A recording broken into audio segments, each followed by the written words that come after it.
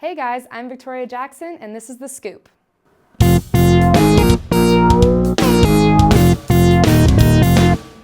We begin tonight with a recap of this past weekend's homecoming festivities. Hundreds of Auburn students and fans alike crowded the city's streets on Friday for a night of fun and Auburn pride. They were able to see Aubie, the homecoming candidates, and floats competing in the Omicron Delta Kappa float competition. The Auburn cheerleaders, Tiger Paws, and marching band were also in the parade. All in all, it was a great night of celebration for the Auburn family. Congratulations to the winners of the float competition, Chi Omega and Farmhouse. This year's homecoming lineup included none other than a free concert open to the public featuring the American indie pop band Echo Smith. Here's a look into Echo Smith's debut on the Plains.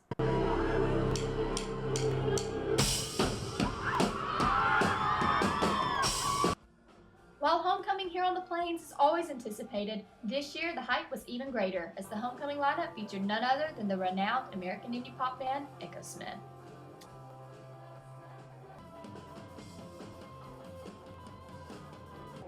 Thanks to Auburn's University Program Council, the concert was not only a hit, but free to both the Auburn student body and the community.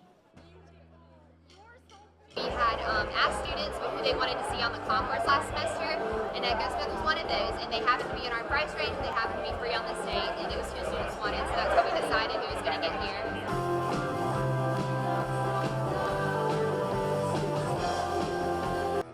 Recognized for their hit singles such as Cool Kids, Echo Smith owned the stage, singing fan favorites from their debut album, Talking Dreams. His one wish is to meet Sydney. That's his one wish. War Eagle.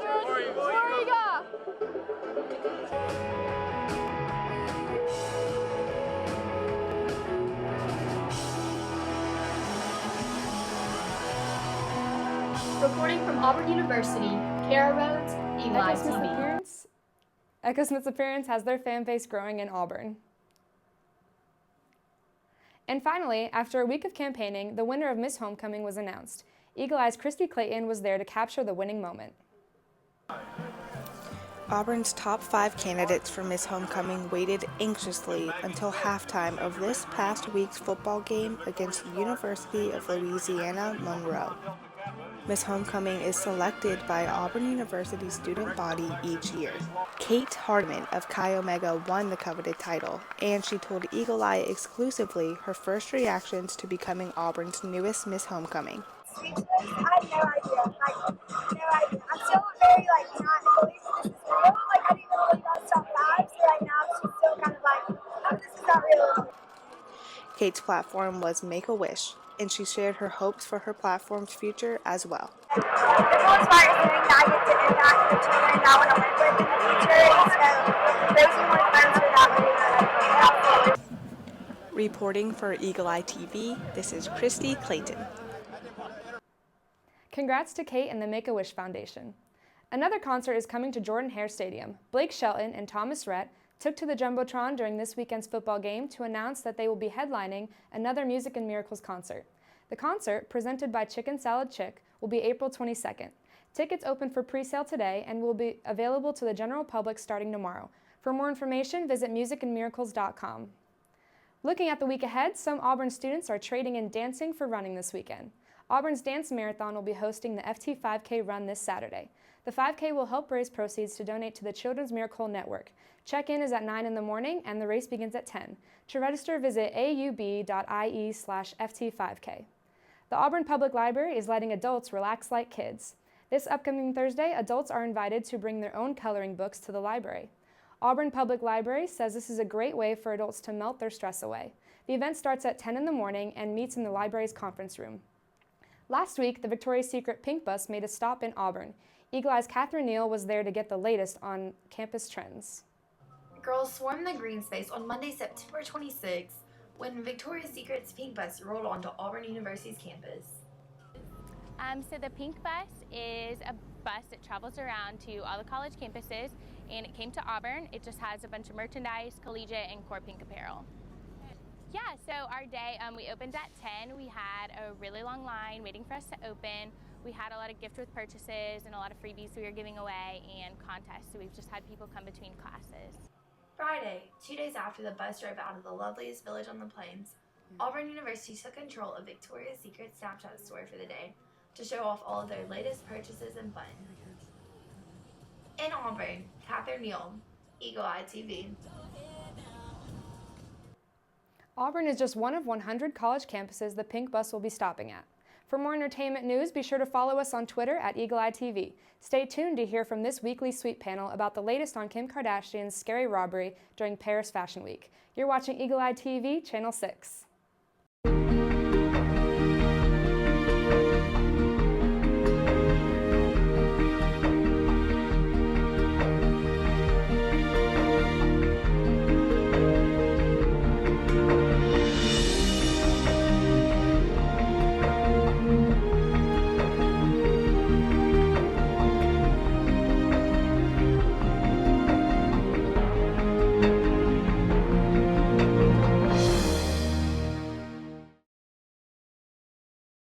Hey guys, welcome to the Weekly Sweep. I'm Charlesy, and on panel today we have the original crew, Jayla, William, and Kennedy. So we're going to jump right into our topics. Jayla, what do you have for us today? All right, so everyone knows Kim Kardashian West. I have to remember West now because she is married and she took his name. Well, she's been having just a fabulous week in Paris. First, she got pranked by the same guy who pranked Gigi Hadid. He tried to, bite her butt and everything. Weird. Don't know why. But it got really, really bad. Apparently, she was robbed at gunpoint in her, hotel mansion room or whatever. She kind of rented a mansion. Not sure how that went down. But either way, she was in her room, and two guys dressed as police officers came in, held her at gunpoint, forced her into the bathtub, bounded her, and put tape over her mouth. And apparently, before they did all that, she pleaded for her life. She's like, I have 2 kids. Please don't kill me. Don't rape me. And stuff like that. Really serious things. And apparently they took 2 cell phones and over millions of dollars worth of jewelry from her. And this was early Monday morning for them, but it was still Sunday for us.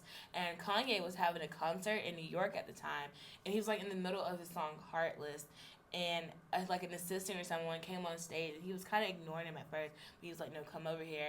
And I guess he told Kanye what happened. And in the middle of the song, Kanye was like, I gotta go, family emergency, and just walked off the stage. And all the fans were like, wait, is he serious? And turns out it really was serious. Now, Kim is back in New York, and it's kind of weird because there's no video footage of anything. Hallway entrances, there's no footage. And we're also trying to figure out, why was she alone? Right. Because Kim's security guard went with Courtney, apparently, to go take her somewhere. But I'm just trying to figure out, where's other security? Why are you leaving Kim alone?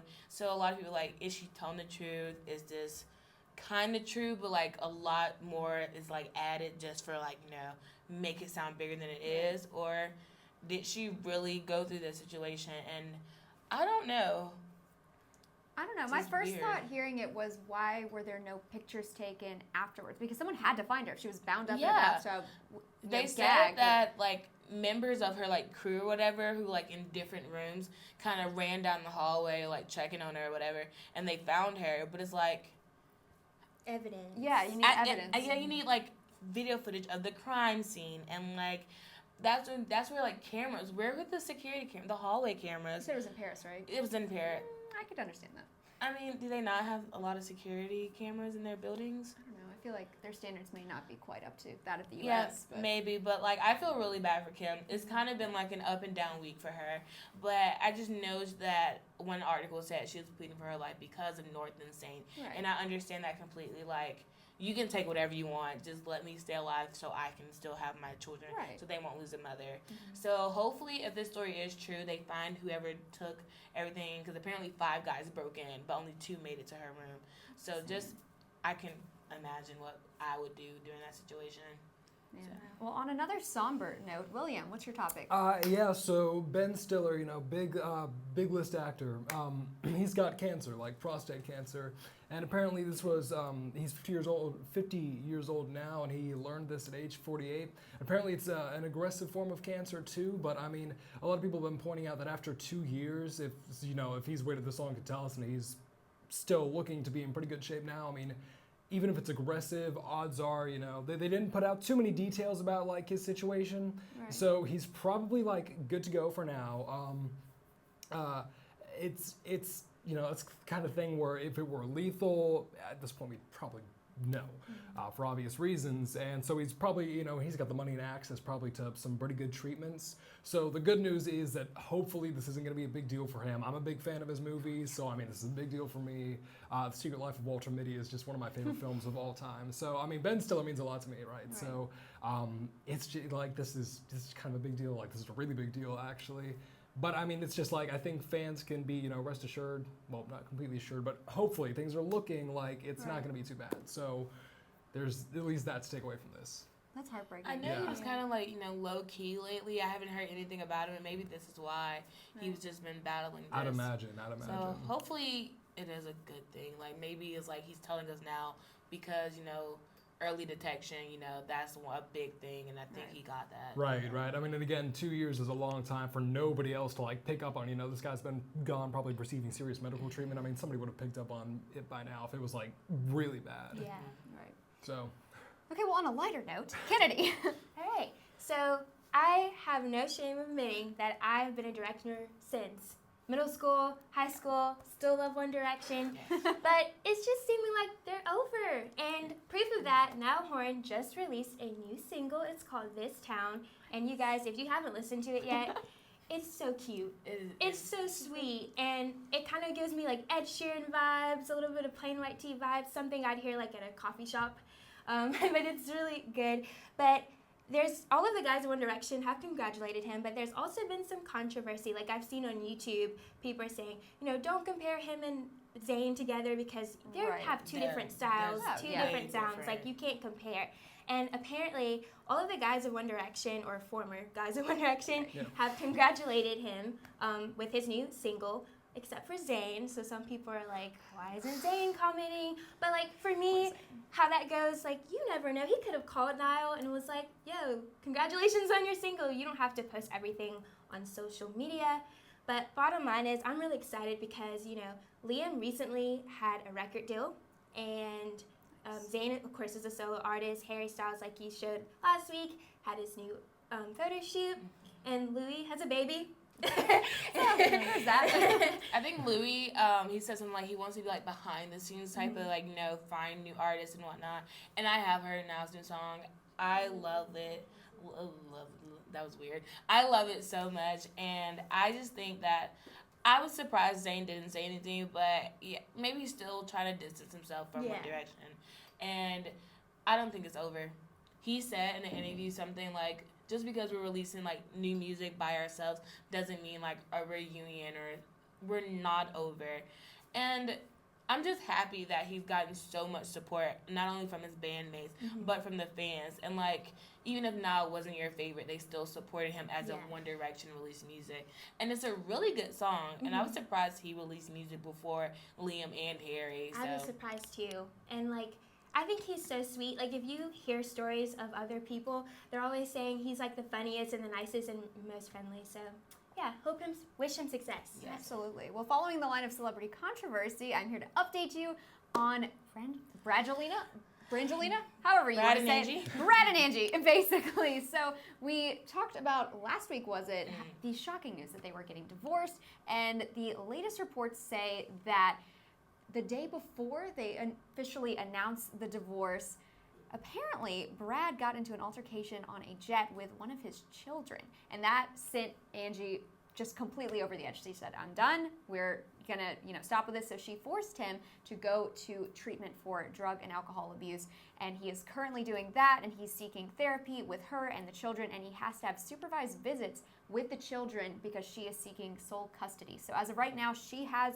full custody of the kids until October 20th, until something is going to be officially announced. But my mind is blown because I was not expecting that at all. Yeah, I was I thought there was a divorce between them. No alcohol and maybe drugs involved. They're so private. They are. You would never know. And it's really sad that not only are you going through a divorce, not only are your children involved, you also need to go to a treatment place. Exactly.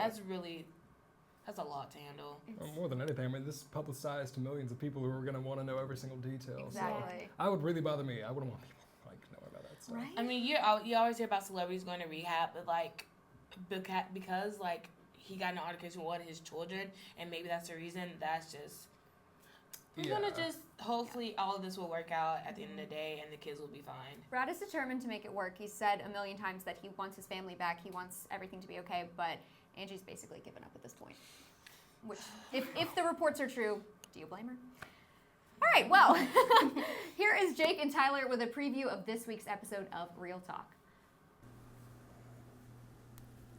Oh, didn't notice you there. Tune into this week's episode of Real Talk where we talk about Masterminds, Zach Galifianakis' new film with a notable cast of SNL alums. I thought it was pretty average. Others may have better opinions of it. I have a worse opinion. I don't think it was good at all. It was extremely absurd.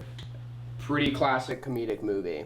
We also talked about Kiefer Sutherland's new show, Designated Survivor, on ABC. Some of our friends thought it was great. We have other opinions as well. It's horrible. Very bad. It's a piece of garbage. Thanks, ABC. We also talked about Martin Scorsese's new movie, Silence, which has been in development for 25 years. It's going to be sweet. We have lots of good things to say about it. And we also talk about other TV and movie news. Yes. We're done. We're done. We're done with this. Teamwork.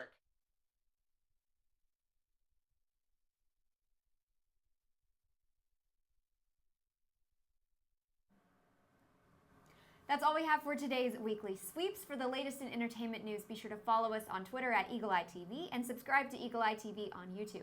Have a great day and War Eagle. War Eagle.